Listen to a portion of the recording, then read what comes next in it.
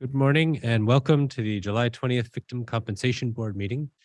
For Recording those in of you in the room progress. that are appearing on a specific agenda item or wish to offer a public comment, the microphones at the podium and tables are directional and require that you hold them fairly close to your mouth when speaking to ensure your testimony is captured by our audio equipment. For members and participants who are appearing via Zoom, if you cannot hear the presenter, please use the comment feature to note that as staff are monitoring the comments in real time. Council, would you please call the roll? Member Becton. Present. Member Johnson. Present. Present. Good morning. Item 1 is the approval of the minutes for the May 18th, 2023 board meeting. Is there any discussion, addition, or corrections to the minutes from board members? Do I have a motion to approve item 1? Move to approve item 1, the minutes. I second. Is there any public comment on this item?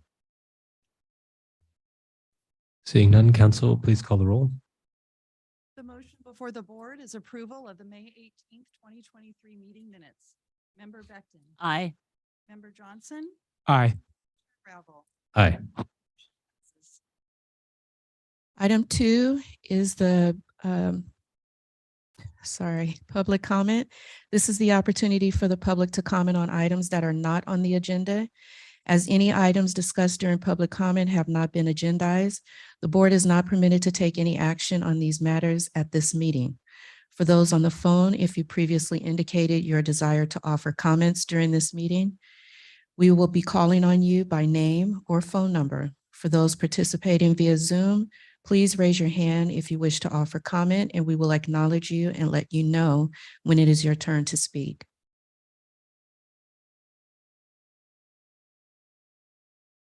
Seeing none, we will move to item 3, which is Executive Officer Statement, which will be presented by Executive Officer Linda Gledhill. Good morning. It's very nice to see all of you, and I hope everyone is having a nice summer. I have a few items that I'd like to share with you. First, I wanted to stress the fact that we have at Cal VCB seen increased processing times. Over the past year, the compensation program and Cal VCB as a whole has seen a steady increase in vacancies. Recruiting and retaining qualified staff has been a major challenge. And as a result, the numbers of days it has taken to process an application or reimburse a bill has subsequently increased. The program management has varied different ways of managing workload, hiring strategies in an effort to reduce the workload and bring on staff quicker. But still, the result has been an overall increase in processing time over the past year. And you'll see that reflected in our annual report that we present to the board in September. While we recognize that these hiring issues aren't specific to Cal VCB, given that our vacancies impact the timeline for payments to victims, we have prioritized a concentrated effort over the next several months to target faster hiring practices and retention efforts where possible. Again, this is we still were well within our 90-day statutory requirement, but it is something that we track closely and wanted to make the board aware of. Next, Cal VCB, I've mentioned in the past, has been partnering with the Department of Technology on several efforts to improve and modernize our technology systems. One of them is with the Department of Technology's Technology Modernization Fund team, which we conducted a thorough analysis and considered implementing an accounting adjustment module to our CARE system, which is our major claim processing system. Despite being approved for $1.65 million to support this modernization effort, with additional analysis, it was determined that it wouldn't be fiscally responsible to continue pursuing modernization efforts due to the existing limitation within the CARE system, which is quite a few years old and not based on modern technology means. So Cal VCB and the CDT's technology modernization team agreed to work together to explore options to replace the CARE system with a more modern, agile solution and pursue a proof of concept through the TMF partnership. Cal VCB team is currently exploring this option and continues to work closely with the CDT team. Once this is complete, Cal VCB will seek funding approval from the Modernization Fund Selection Committee, and we will continue to keep you informed of this very important project that we are undertaking. And now I'd like to share with you a major accomplishment by the board. The Administration Division and Information Technology Division have been working for more than a year on a CDT delegated project of developing a web-based system called the Victim Pass-Through System. This tracks and processes the payments made by offenders to the victims or their designated payees. California Department of Corrections and Rehabilitation collects the payments from the offenders across the state and passes it to CalVCB. The new victim pass-through system that went live on July 10th enables the board to provide accurate, secure, and efficient services to the victims of crime. The VPT system has historical data as far back as February 2006 and 3.9 million records of payments collected from offenders, totaling upwards of $172 million. Previously, these records were managed by a myriad of Excel worksheets and manual processes.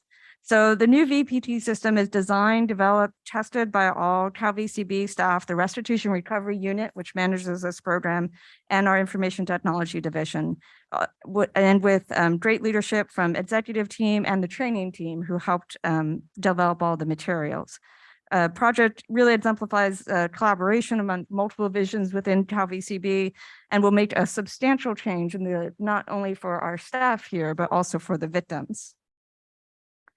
Finally, I wanted to let you know that as you will recall, effective January 1st, 2023, CalVCB now has the authority to pay our PC 4900 claims directly, as long as sufficient funds are available as appropriated by the legislature. With this change in how claims are paid, CalVCB is also required to submit an annual report to the Joint Legislative Budget Committee on approved claims that were paid in the prior fiscal year. This report is due on or before September 1st.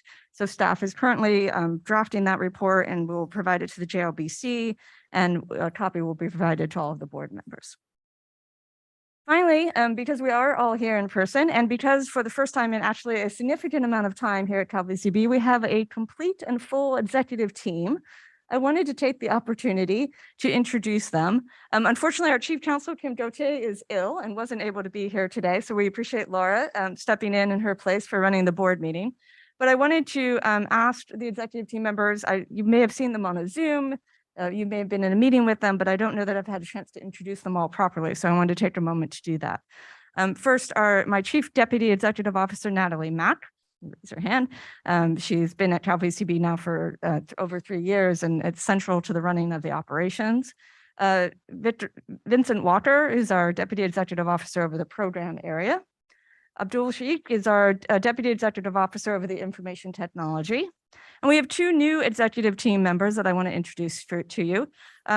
We have Katie Cardenas from, she's our Deputy Executive Officer over External Affairs, and Sean Ramirez, who is our Deputy Executive Officer over Administration. You'll be hearing from both of them during this board meeting, so that'll be their inaugural presentations. But it's been a great joy to have a full and complete team. We've been doing a lot of work internally to get organized, work on our strategic plan, and do all of those internal efforts that are so important to running of an organization, and so much easier when you have a full and competent team. So I'm very excited to have them all here and for you to all have a chance to meet them. That's all for my report. Thank you. Thank you, Officer Gledhill. And it's great to see everybody here in the room, and good to see those who I've worked with before, and welcome Ms. Cardenas and Ms. Ramirez. Really excited to work with you on the important work that the board does. So it was a bit disappointing to hear about the increase in the processing times, because I know how much work you've done to try to reduce the backlog and improve those. I certainly know that across state government, we're having issues with recruitment and retention and vacancy rates. Have you noticed that there's an issue with particular classifications, or is it across the board? It is largely across the board. I would say we have certainly in the information technology area, that's been a harder to recruit area for us. We are a small department by state government standards, and that does provide challenges in terms of retention, especially because if people promote, they tend to promote up and out. Also we tend to promote from within, which is a very good thing in terms of staff morale, but it also means that we're constantly sort of hiring new people and training them. In the program area, I say it's more about just again, hiring and retention. Those classifications are analytical classifications for the most part, so they're standardized within state government. Thank you. Are there any other questions or comments from board members? Chair Revel, just a quick follow-up on that. Is there, have you noticed any specific challenges in the hiring? Anything related to compensation or the package or is there anything you can highlight for us you think is a need for improvement within LVCB that would help recruitment and retention?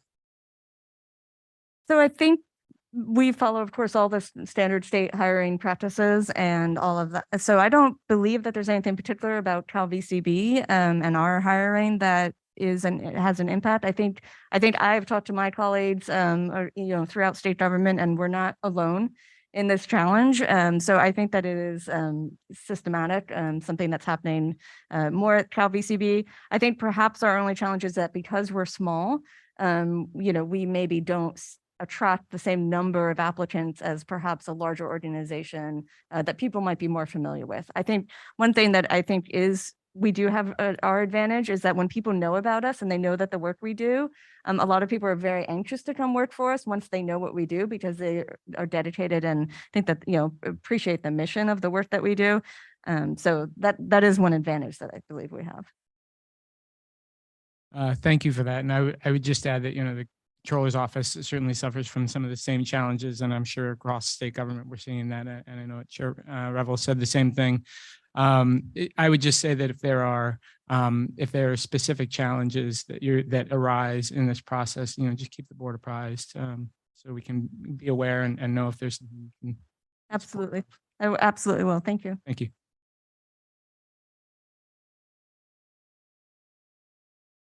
Item 4 is the legislative update, which will be presented by Deputy Executive Officer Katie Gardinas.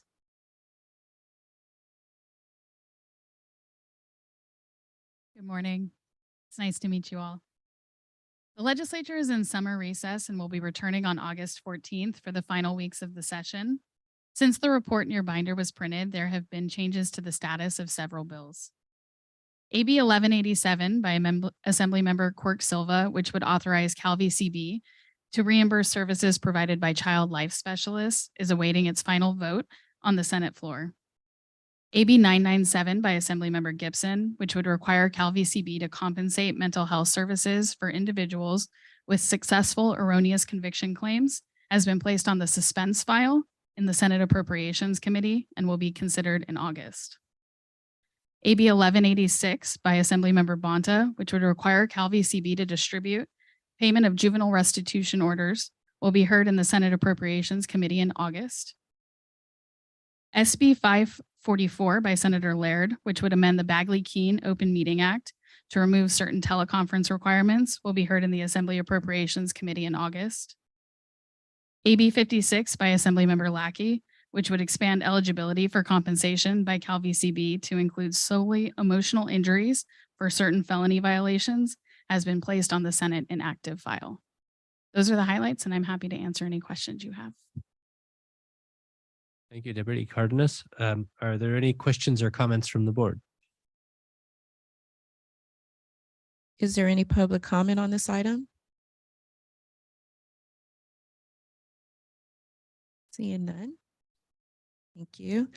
We will move to item 5, which is the contract update, and it will be presented by Deputy Executive Officer Sean Ramirez.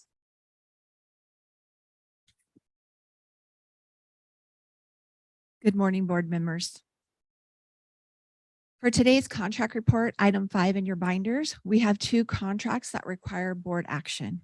First is the outreach campaign contract, which was shared initially in May 2022, noting its inclusion in the May revised budget, allocating $3 million for this effort. In July 2022, the budget was signed and retained the $3 million outreach campaign. Executive Officer Gledhill shared updates on the continued efforts and urgency CalVCP has conducted to secure this outreach program. The contract will provide a comprehensive statewide public awareness campaign to increase awareness of Californians regarding CalVCP's programs and services. The contract went through competitive bidding and was awarded to Civilian Inc. in the amount of $3 million. This runs through May 31st, 2026. It is executed upon the board's approval and the Department of General Services approval. The second contract is the contract with State Controller's Office in the amount of $324,000 for a 3-year program, for a 3-year term ending in June 30th, 2026. Please, I apologize. I'm not used to this. This is an ongoing and uninterrupted service for the victim pass-through, which Executive Officer Gledhill just shared. This exchanges information with SCO and the system delivery payment. All remaining items in the contract report are informational. The contracts provide for Joint Powers Revolving Fund, Trauma Recovery Centers, the Central California Regional Pilot Program, and Office of Furniture Purchasing. Board members, your approval is requested for items 1 and 2 of the contract report. Thank you. Thank you, Ms. Ramirez. Are there any discussion or questions from board members on this item? I did have a quick question on the first item in there, and just wondering within the RFP for this, first off, it's really glad this contract is going out. Within the RFP, I was wondering if there was a sense of how we were CalVCP was going to determine the success of that outreach. What are the metrics that are going to be put in place to make sure that the dollars are functioning? Yeah, I'm happy to answer that question. So there are very clear metrics required in the RFP to measure how many people are being reached and whether or not that successfully translates into knowledge of the program and applications if so appropriate.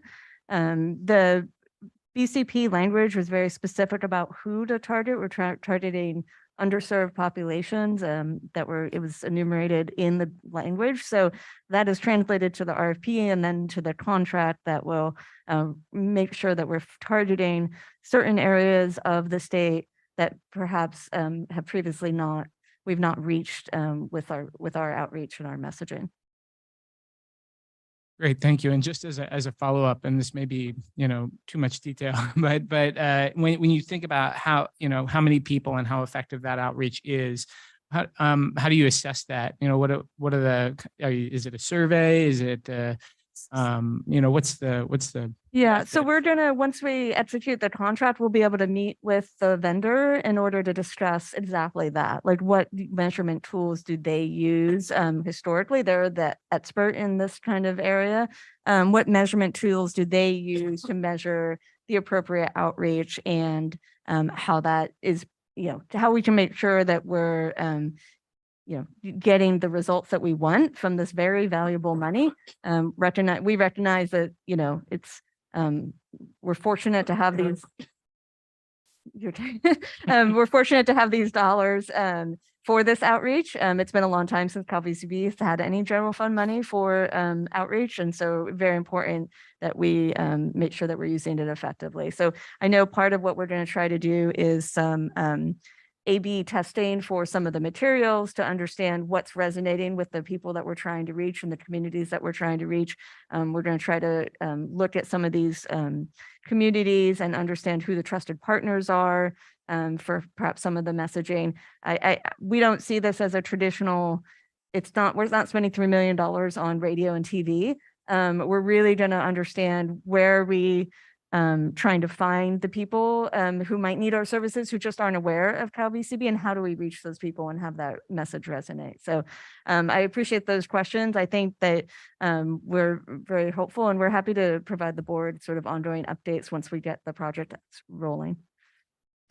Great. I very much would appreciate that. You know, any updates as it rolls along would be great to hear. And again, I'm really appreciative of this contract going on. I think it's a great opportunity. And as you said, this is not money that comes to Cal VCB often or easily. So, so appreciate the effort. And I just think, as a last comment on it, that, you know, any effort that your staff can put into working with the contractor on those metrics, rather than just sort of accepting what comes from the vendor or the contractor on this, so just No, there's some absolutely. due We'll diligence on be tracking it very closely to Great. make sure. Thank Great. you.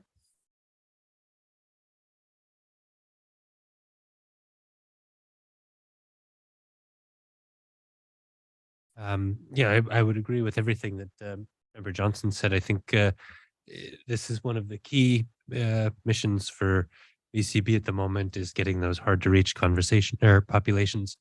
So I'm really glad to see this contract going out.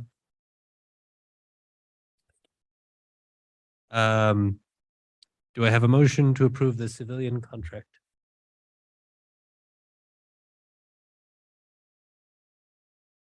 I move to approve the civilian contract. I second. Is there any public comment on this item? Council, please call the roll. Motion for consideration is the approval of the executive officer's execution of the contract with Cement Inc. in the amount of $3 million. Member Becton, Aye. Member Johnson, Aye. Chair Ravel. Aye. Passes.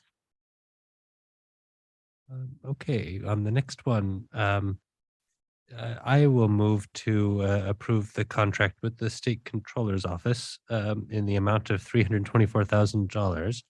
And I'll call for a second. I second.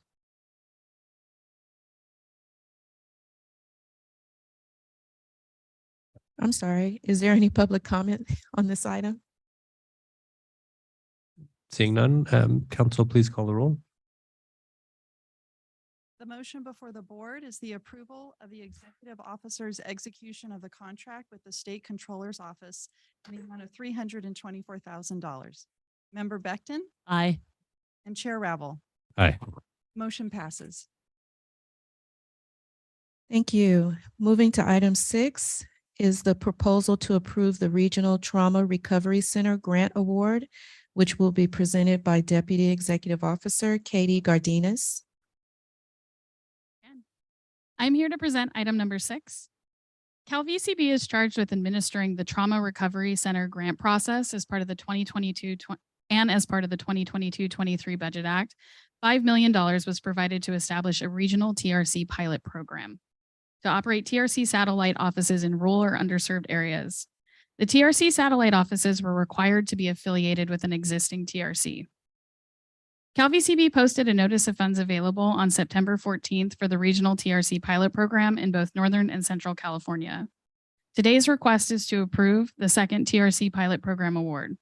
The pilot program for Central California was awarded to Amontillado Community Counseling Services to provide services in San Joaquin and Kern counties. That grant was executed on June 1st, 2023.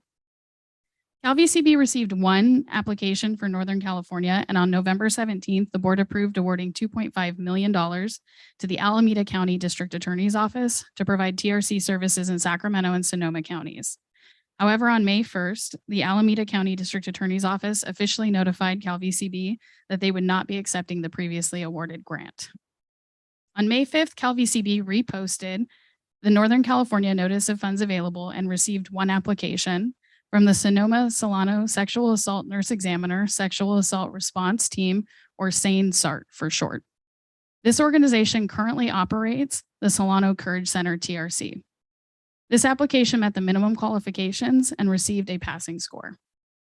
In its application, SANE-SART shared that they will partner with the Monarch Justice Center in Napa, California, and the Family Justice Center in Santa Rosa. Neither Napa nor Sonoma currently have a TRC. The application highlighted that the large geographic area and rural nature of these counties creates barriers to accessing services and heightens risk, especially for domestic violence victims in remote communities. Additionally, both Napa and Sonoma counties have a relatively large immigrant resident population, and there are many challenges faced by migrant workers and their families in the region.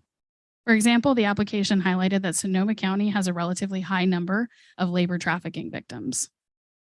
In Napa County, a recent needs assessment revealed that mixed status families, the Latino community, and the LGBTQ community are underserved and have limited access to mental health providers. Thus, the TRC cited a need for mental health providers. Specifically, there are only 3 providers per 100,000 compared to California's 5 providers per 100,000. The TRC pilot award will provide for SaneSART to expand TRC services to Napa and Sonoma counties by partnering with Aldea, a community services and behavioral health agency with over 50 years of experience in providing trauma-informed care to underserved communities. The pilot program will add a team of 6 mental health, child, and adult clinicians to provide essential trauma recovery services. Mental health services will be provided both in person and virtually. Staff recommends awarding SaneSART a grant for $2.5 million to establish and run the satellite offices. I'm happy to answer any questions you may have. Thank you, Deputy Cardenas. I'm really happy that you got a qualified applicant, in particular one that's going to be serving a community that's currently unserved. So that's terrific. Is there any discussion or questions regarding the proposal to approve the regional TRC grant award from board members? Okay, do I have a motion to approve item 6? I move to approve the proposed Regional Trauma Recovery Center Grant Award as recommended. And I second that motion. Is there any public comment on this item?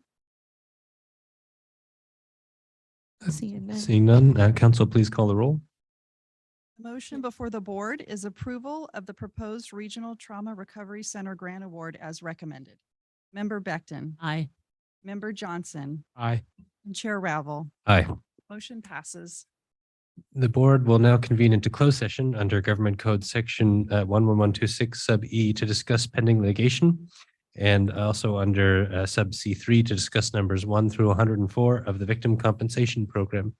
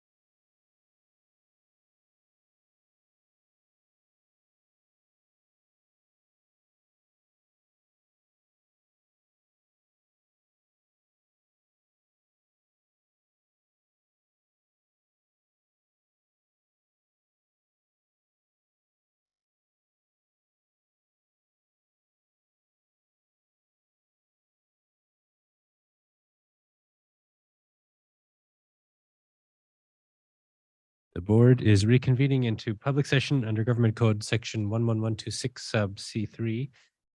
Do I have a motion for numbers 1 through 104 of the Victim Compensation Program? I move approval of numbers 1 through 104 of the Victim Compensation Program. Call for a second. I second that motion. Council, please call the roll. Motion for consideration and approval of numbers 1 through 104 of the Victim Compensation Program. Member Becton, Aye. Member Johnson, Aye. Chair Ravel, Aye. and motion passes. Is there any other business that needs to come before the board? Seeing and hearing none, do I have a motion to adjourn? Move the meeting be adjourned. Call for a second. I second. Council, please call the roll. Member Becton, Aye. Member Johnson, Aye. and Chair Ravel. Aye. Motion passes. Thank you. The next meeting is scheduled to occur on September 21st, 2023. Thank you.